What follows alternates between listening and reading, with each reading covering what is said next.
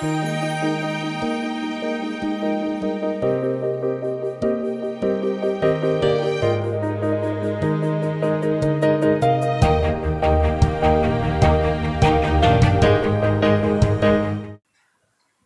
వచనాలు ఆయన పరీక్షణ గురించి రాయబడి ఉన్నాయి. పేతురు రాసిన పత్రికలో అయితే మీ విశ్వాసం అగ్ని పరీక్షకు నిలిచినదై ప్రభు ప్రత్యక్షమైనప్పుడు మెప్పు మహిమ ఘనత కలుగుటకు కారణమవుతుంది అంటాడు. పౌలు కొరింథీయులకు రాస్తూ 1 కొరింథీ 3లో అంటాడు, ప్రతి వాని పని అగ్ని తేటపరుస్తుంది అంటాడు. నేర్పరైన శిల్పకారుని వలె నేను పునాది వేసి తిని మరి ఒకడు దాని మీద కట్టుచున్నాడు. ఎలా కట్టుచున్నాడు? వెండి, బంగారం, వెలగల రాళ్ళు, కర్ర, గడ్డి, కొయ్యకాలు మొదలైన వాటితో అందరూ కట్టుచున్నారు. సేవకులైతే సంఘాలు కట్టుచున్నారు, తమను తాము కట్టుచున్నారు. విశ్వాసులైతే తమను తాము కట్టుకొనుచున్నారు. ఎవరెవరు ఎలా కట్టబడుతున్నారో, ఎవరి సరికి ఏంటో అగ్నియే తేటపరుస్తుంది అన్నాడు కొరింథీ పత్రికలో, పేతురు పత్రికలో. స్తోత్రం. పరిశుద్ధులకు పరీక్షలు తప్పనిసరి. భూమి మీద చిన్నపాటి ఉద్యోగం సంపాదించి ఒక 30 ఏళ్ళు వెలగబెట్టడానికి 30 ఏళ్ళు ఎగ్జాములు రాసి పాస్ అవ్వాలి కాదా? అవునా? 30 ఏళ్ళు ఎగ్జాములు రాసి తిప్పలు పడి చదివి సట్టుబండలు చేస్తే 30 ఏళ్ళకి ఏదో సచ్చేసేడు ఒక రేంజ్లో ఉద్యోగం వస్తే, ఆ వచ్చిన దగ్గర నుంచి 30 ఏళ్ళు జాబ్ చేసి ఇక దండేసి శాలువ కప్పి ఇక సర్దుకో అంటారు. ఆ 30 ఏళ్ళ జాబ్ చేయడానికి 30 ఏళ్ళ టెస్టింగ్లు పాస్ అవ్వాలి. స్తోత్రం. 30 ఏళ్ళ జాబ్కే ఇన్ని పరీక్షలు అయితే 100 సంవత్సరాల, 1000 సంవత్సరాల, లక్షల సంవత్సరాల, కోట్ల సంవత్సరాల అంటే అసలు ఆ సంవత్సరములకు కొలత లేదు, అంతు లేదు. అది నిత్యత్వం అంతా ఉండేటువంటి పొజిషన్, జాబు, హోదా. అలాంటి స్థాయిని, స్థానాన్ని, ఆ ధన్యకరమైన అనుభవాన్ని నీకు నాకు ఇవ్వాలంటే మరి ఆయన పరీక్ష చేసుకోవటం న్యాయమా అన్యాయమా? పెద్దగా చెప్పండి. ఎంత న్యాయం? పెద్ద ఎంతైనా చెప్పండి ఇంకోసారి. న్యాయం కాదు, ఎంతైనా తప్పే. అయితే భయపడనక్కర్లేదు. పరీక్షలో నిలబెడతాడని టెన్షన్ అక్కర్లేదు. తెలివి నీకుంటే పరీక్షను నీకు అనుమతించే దేవుడే తప్పించుకునే దారి కూడా చూపిస్తాడని ఉంది లేఖనంలో. అందరి సార్లు అంటాడు కాదు మన సార్లు. అందరి సార్లు ఏమో క్వశ్చన్ పేపర్ ఇచ్చి రాయరా జాగ్రత్తగా అంటారు. సార్ చెప్పండి సార్ ఏదన్నా అంతా మనకైతే మొత్తం సమాధానాలు కూడా ఆయనే చెబుతాడు. అయితే అడిగితే అన్నాడు, అడిగితే దేవుడు కీడు విషయమై శోధింపబడనేరడు. దేవుడు ఏ శోధన రప్పించినా నీ ప్రేమను పరీక్షించడానికి, నీ విశ్వాస్యతను, నమ్మకత్వాన్ని, నీ స్థిరత్వాన్ని పరీక్ష చేయడానికే కొన్ని శోధనలను, కఠినమైన శోధనలను, అది కూడా నువ్వు మోయలేనివి కాదు, నీ రేంజ్కి తగ్గయే రాణిస్తాడు. వాటితో పాటు తప్పించుకునే మార్గాన్ని కూడా తానే చూపుతాడు అని కొరింథీయులకు రాసిన 1 పత్రిక 10వ అధ్యాయము 12వ వచనంలో ఉంది. యాకోబు రాసిన పత్రిక 1వ అధ్యాయము 12వ వచనంలో కూడా దీని గురించే ఉంది. చూడండి, కొరింథీయులకు రాసిన 1 పత్రిక 10వ అధ్యాయము 12వ వచనం. సాధారణముగా మనుషులకు కలుగు శోధన తప్ప మరి ఏది మీకు సంభవించుటలేదు. దేవుడు నమ్మదగినవాడు. నిన్ను పిలిచిన దేవుడు, అక్కడి నుంచే తీసుకుందా మాట. శోధనలో నిన్ను విడిచిపెట్టి పోడు. శోధనలోనికి నిన్ను అనుమతించిన దేవుడే వదిలిపెట్టకుండా కాచుకుంటాడని. దేవుడు నమ్మదగినవాడు. నీవు శోధింపబడగలిగిన దానికంటే ఎక్కువగా నిన్ను దేవుడు నమ్మదగినవాడు. మీరు సహింపగలిగినంత కంటే ఎక్కువగా ఆయన మిమ్మల్ని శోధింపబడనీయడు. నీకు శోధన రాదు. అంతేకాదు సహింపగలుగుటకు ఆయన శోధనతో కూడా తప్పించుకుని మార్గమును కలుగు చేయును. అది ఎగ్జామ్ ఆయనే పెడతాడు, క్వశ్చన్ పేపర్ ఆయనే లీక్ చేస్తాడు. మంచిగా రాసుకోబెట్టాలి. ఇది డిఫరెంట్ చదువు, డిఫరెంట్ టెస్టింగ్ అనమాట. అయితే ఇక్కడ ఒక చిన్న షరతు. మామూలు సార్ని, మన సార్ని అడిగితేనే చూపించడు, ఆన్సర్ ఇచ్చాడు. ఈ సార్ని అడగమని అంటున్నాడు. నన్ను అడుగు, నీకెందుకు, నేను తప్పిస్తాగా అంటున్నాడు. ఓర్పు విషయమే నా వాక్యము గైకొంటివి గనుక భూలోకమంతటి మీదికి రాబోచున్న శోధన కాలములో నేనును నిన్ను కాపాడేదను అన్నాడు ప్రకటన గ్రంథములో. ఇప్పటి నుంచే దేవుని మీద ఆధారపడటం అనేది నేర్చుకుంటే రేపు అగ్ని పరీక్ష కాలంలో ఒకవేళ మనం ఉండాల్సి వస్తే ముందే మనం దేవుని మీద ఆధారపడటం నేర్చుకున్నాం కదా. ఏ మనుషుల వైపు చూడలేదు, ఏ మనుషుల దయను కోరలేదు, ఎవడో హెల్ప్ చేస్తాడు, ఎవడో వస్తాడు, ఏదో చేస్తాడని ఎవరి మీద మనం నిరీక్షణ పెట్టుకోలేదు, ఆశ పెట్టుకోలేదు. నాకైతే నేను ఫస్ట్ నుంచి నా ప్రయాణం అదే. ఈ పూటకు కూడా అదే, ఈ రోజుకు కూడా అదే. ఏదన్నా బాగా గట్టి జటిలమైందంటే పోయి కూర్చుంటా. నా దగ్గర నేను డీల్ చేయగలిగే దారులు ఉన్నాయేమో చూసుకుంటా, వైనం చేస్తా. కాలేదా పోయి కూర్చుంటా. ఇక అప్పుడు తగాద పెట్టుకోవచ్చు ఆయనతో. ఏ దారు లేవు, ఏమైనా దారులు ఉంటే నీ దగ్గరికి ఎందుకు వస్తా, ఏం లేవు కాబట్టి చూడు. అది వెళ్ళి దిగు, నువ్వే పట్టించుకోవేంది, నువ్వు కదులయ్యా నా పక్షాన అని కూర్చుంటే ఆయన ఎన్ని ఆదుకున్నాడు అనుకున్నా, ఎన్ని చేశాడు అనుకున్నా. ఇవన్నీ అనుభవాలు, మళ్ళీ ఒట్టి మాటలు కాదు. ఆయనకి చేశాడంట, ఈయనకి చేశాడంట, మీకు కూడా చేస్తాడని చెబితే కాదు, నాకు చేశాడు, అది రుజువు. మరీ మొరాయించింది ఏం మనకెళ్ళే సరిగ్గా చూడలేంటే ఫుడ్ మానుకొని కూర్చుంటాం, ఆయనే చూస్తాడు. ఆయనకి మనం అంటే చాలా ఇష్టం అండి. నీ బిడ్డను నువ్వు ఎంత ప్రేమించుకుంటావో, నీకంటే 100 రెట్లని చెప్పనా, 1000 రెట్లని చెప్పనా, 1,000,000 అని చెప్పనా, చచ్చిపోయేంత ఇష్టం నువ్వంటే. నేనంటే ఇక తిండి మానుకొని కూర్చుంటే ఇంకెట్లా, ఎందుకు ఊరుకుంటాడు? ఖచ్చితంగా ఆయన నీ పక్షంగా కదులుతాడంతే. అది ఇప్పటి నుంచే అనుభవం. ఆ అనుభవాన్ని ఇప్పటి నుంచే సాధన చేయాలి. ఇప్పటి నుంచే మోకాళ్ళ మీద ఉండి దేవుని ఆశ్రయించి పొందుకొనుట అనే ప్రక్రియను నువ్వు నేర్చుకుంటే, నీ వారికి నేర్పితే, నీ బిడ్డలకు నేర్పితే రేపు ఆ అగ్ని పరీక్షలో ఫస్ట్ క్లాస్లో పాస్ అవుతారు మొత్తం. దేవునిని అడుగుట, దేవుని ఆశ్రయించుట మర్చిపోవద్దు. అట్లా కాకుండా నరులను ఆశ్రయించడానికి అలవాటు పడి మనుషులను చూసుకొని భరోసా ఫీల్ అయ్యి, ఓహో వాళ్ళు ఉన్నారు మనకే, వీళ్ళు ఉన్నారు మనకేమని దేవుని మీద నుండి హృదయాన్ని తొలగించుకొని శరీరులను ఆధారం చేసుకుంటే శాపం వస్తుంది అన్నాడు. ఇర్మియా గ్రంథము 17:5. నరులను ఆశ్రయించి, ఇర్మియా గ్రంథము 17:5, నరులను ఆశ్రయించి శరీరులను తనకు ఆధారము చేసుకొనుచు తన హృదయమును యెహోవా మీద నుండి తొలగించుకునేవాడు శాపగ్రస్తుడు. అది తన హృదయమును యెహోవా మీద నుండి తొలగించుకునేవాడు శాపగ్రస్తుడు. వాడు ఎడారిలోని అరుహ వృక్షము వలె ఉండును, మేలు వచ్చినప్పుడు అది వానికి కనబడదు. వాడు అడవిలో కాలిన నేల యందును నిర్జనమైన చవిటి భూమి యందును నివసించును. యెహోవాను నమ్ముకొని వాడు ధన్యుడు. అది అది అది అది ప్రతిదీ మోకాళ్ళేయాలయ్యా.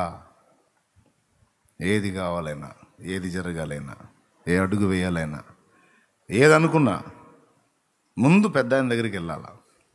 పెద్ద ఆయన ఏం చెబుతాడో దాన్ని బట్టి అడిగేద్దాం, ఆయన పలకరిద్దాం, ఆయనతో మాట్లాడదాం, ఆయనకు చెప్పుకుందాం. మనకున్నాడు కదా. మనమేమో పాటలు పాడుతాం కానీ ఆయన ఆశ్రయించడం తక్కువ. పాటలు కాదు, రియల్గా చేయాలి, ఆశ్రయించాలి. మంచి అలవాటు పిల్లలకు కూడా నేర్పండి. ఏమిటి? వాళ్ళ స్వబుద్ధి మీద డిపెండ్ అవ్వకుండా, మరొకటి బుద్ధి మీద డిపెండ్ అవ్వకుండా దేవుని వాక్కు మీద, దేవుని మీద ఆధారపడటం మీరు నేర్చుకోండి, బిడ్డలకు కూడా నేర్పండి. ఒకవేళ మనం రన్నింగ్లో ఉండగానే అంత్య క్రీస్తు రాకడ వచ్చింది అనుకో, మనం లైన్లో ఉంటాం, పిల్లల్ని కూడా కాపాడుకుంటాం. ఒకవేళ వాడు వచ్చేటప్పటికి మనకు సమయం అయిపోయి వెళ్ళామనుకో, మన పిల్లలకి ముందే మనం నేర్పాం కనుక ఏంటి, దేవుణ్ణి ఆశ్రయించటం, భద్రంగా ఉంటారు వాళ్ళు. సేవకులైతే సంఘానికి నేర్పాలి, కుటుంబానికి నేర్పాలి. విశ్వాసులైతే తమ కుటుంబంలోని బిడ్డలకు నేర్పుకోవాలి. ఏమి నేర్పుకోవాలి? దేవుని మీద ఆధారపడటం నేర్పుకోవాలి, దేవుని ఆశ్రయించడం నేర్పుకోవాలి. ప్రతిదీ దేవుని దగ్గర మోకాళ్ళుని అడిగి పొందుకోవటం నేర్పుకోవాలి. మోకాళ్ళు నల్లబడాలి. దేవుని ఆశ్రయించి. స్తోత్రం. కాబట్టి మరి ఎంత పెద్ద పనైనా సరే దేవుడు ఆయన కృపతో ఆ విధంగా ఆయన ఆశ్రయించడం బట్టే అంత నడిపిస్తూ ఉన్నాడు. 3 లక్షలు డబ్బు కట్టాల బల్ల మీద. ఆయన బతుకుతాడో లేదో చెప్పలేం మేము అన్నారు. మా నాయనకు బాగలేనప్పుడు 3 లక్షలు డబ్బు కట్టాలి.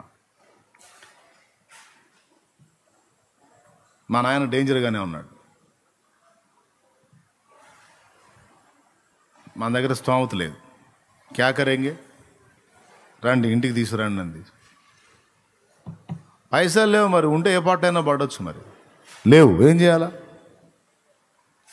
నా చేతులు ఏదన్నా ఉందంటే దేవుని పిల్లలది మందిరం కోసం ఇచ్చింది, ఏం చేయాలా? ఇంటికి తీసుకొచ్చారు. ప్రార్థన చేసి మా నాన్నతో మాట్లాడు, నాన్న దేవుని మీద విశ్వాసం ఉంది కదండి నీకు? ఉందయ్యా, నేను ప్రార్థన చేస్తానన్నా. నువ్వు విశ్వాసం ఉంచినట్టయితే దేవుడు స్వస్థపరుస్తాడు, నేను లేవనెత్తుతాడు, నార్మల్ కండిషన్లోకి వస్తావు, చేయమంటావా అన్నాడు. చెయ్యయ్యా, నాకు విశ్వాసం ఉందన్నాడు. ఆయన మంచం దగ్గర మోకాళ్ళుని ప్రార్థన చేశా. 70 సంవత్సరాల వయసు దాటించావు. నరుని ఆయుష్కాలం 70, అధిక బలం ఉంటే 80. 70 ఏళ్ళు దాటించావు. తృప్తి. నా తండ్రికి నీ లేఖనం ప్రకారం దీర్ఘాయువే ఇచ్చావు, హ్యాపీ. కానీ ఇన్ని సంవత్సరాలు నా కోసం కష్టపడ్డాడు. ప్రశాంతంగా ఒక 4-5 సంవత్సరాలన్నా మా చేతి ఆహారం తృప్తికరంగా తిని మా సేవ పొందలేదు మా నాన్న. మా ఊహ తెలిసిన దగ్గర నుంచి ఇప్పటిదాకా మాకే సేవ చేశాడు, కానీ మా సేవ పొందలా మా నాన్న. నా సేవ పొందలా నా తండ్రి. ఒక అవకాశం ఇవ్వు, ఆయనను ప్రేమించి ఆయనకు సేవ చేసే ధన్యత నివ్వు అని అడిగా. మా నాన్నను ముట్టాడు. 7 సంవత్సరాలు ఇక తిరుగు లేకుండా మళ్ళీ లేచి సైకిల్ దొక్కుతా తిరిగాడు ఆయన. బల్ల మీద 3 లక్షలు లేదు, ఆపరేషన్లు లేవు, ఏమీ లేదు. 7 సంవత్సరాలు 70 దాటిన వయసులో మళ్ళీ సైకిల్ వేసుకొని తిరిగాడు ఆయన.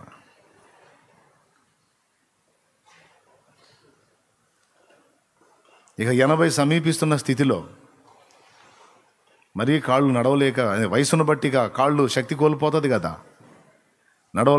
కూర్చుంటే లేవలేక, లేస్తే కూర్చోలేక, అట్లా ఇక రాను ఇక వయసు మారే కొద్ది ఇబ్బంది పడుతున్నాడు.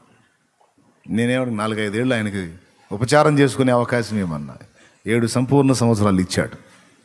తృప్తిగా పరిచర్య విస్తరణ కూడా ఆయన చూశాడు. ఇంకా చెప్పాలంటే ఇదిగో ఇక్కడ ఈ మందిరం మొదటి షెడ్ వేసినప్పుడు ఆయనే పునాది వేసింది ఈ మందిరానికి. దేవుని పని విస్తరణ, పరిచర్య, అభివృద్ధి,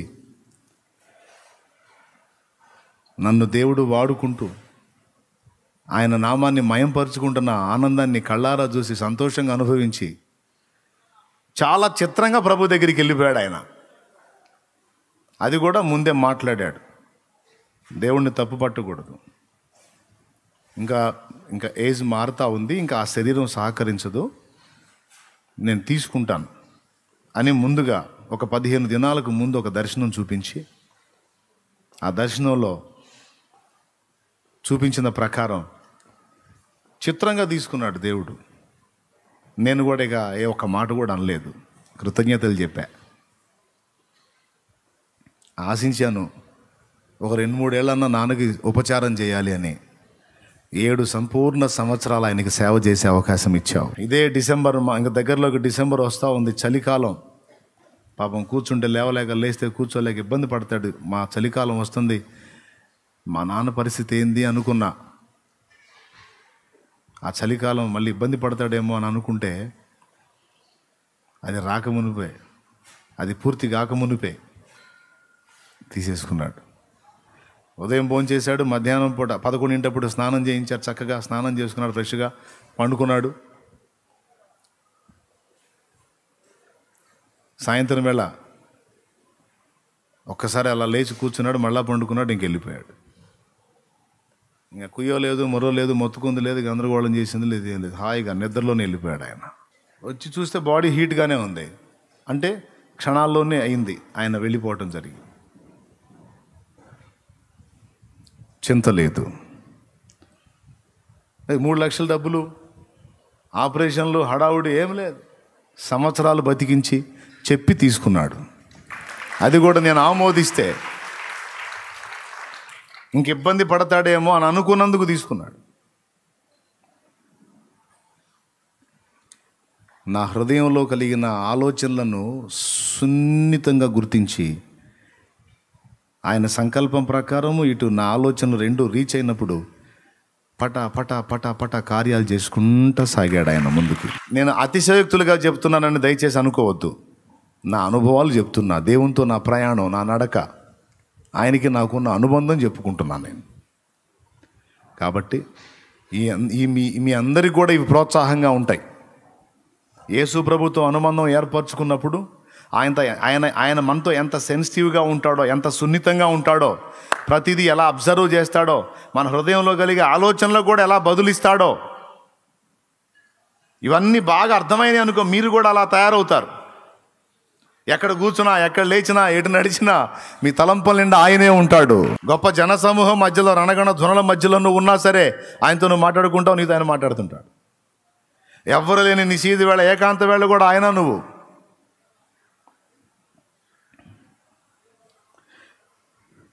నా ఊపిరైంది నీ శ్వాసనే, నిత్యము నీకెప్పుడు.